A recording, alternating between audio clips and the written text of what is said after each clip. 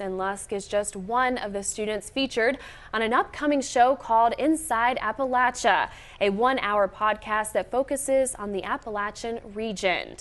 And co-producer and host of the show, Jessica Lilly, joins us live in the studio to talk more about this week's show. Jessica, thank you so much for being here. It's great to be here. Thanks for having me. Absolutely. And you do take an interesting look at this. And let's start by talking about the coal industry. You know, a lot of people don't understand how bad it is out there. So talk to me a little bit. You do have some statistics about the declining coal industry. Yeah, families are suffering right now. We talked with Courtney Johnson with Workforce West Virginia, and she told us that since March of 2012, almost 11,000 coal miners have been laid off. Now, of those, though, however, 6,000 have been able to find employment again. So, but that still leaves about 4,000 families without work here in the state. And as you know, that's particularly hard for folks here in southern West Virginia. Absolutely, and it is definitely an industry that people maybe that didn't grow up here or are not coal miners or part of those families don't really understand, right? Right, yeah, and it's something that a lot of families here in southern West Virginia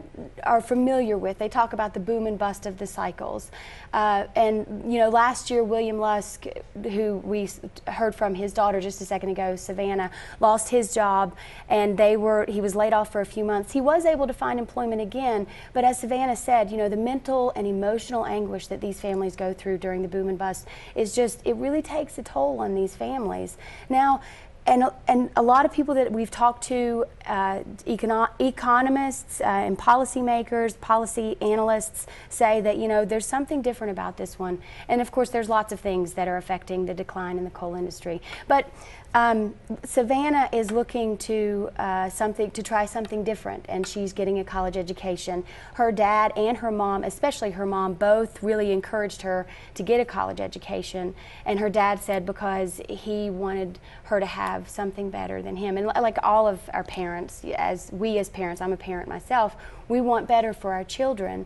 And he said that he just wanted her to have a job to make a difference. And that's what she's doing. And you do focus on that. You know, you take an interesting look, maybe a topic that we don't always think about. You know, we hear about the families struggling, but we don't always see the children that this affects. And you do talk to 2 college students now, and you do talk about how you're seeing a new trend that people, you know, years ago, you could make a lot of money in the mines and it maybe had been more stable, but now it's not. And you do see a lot of high school students turning to college. Talk about that. Yeah, you didn't necessarily have to go to college to get a really good paying job here in West Virginia within the coal industry, and that might not necessarily be the case anymore. So for these 2 families that we talked to, and some other families out there, are turning to college educations to try and have a different kind of future and a future. You know, Lincoln Bays, his son Logan Bays, he told his son that, Lincoln told Logan rather, that he wanted his son just to have a future.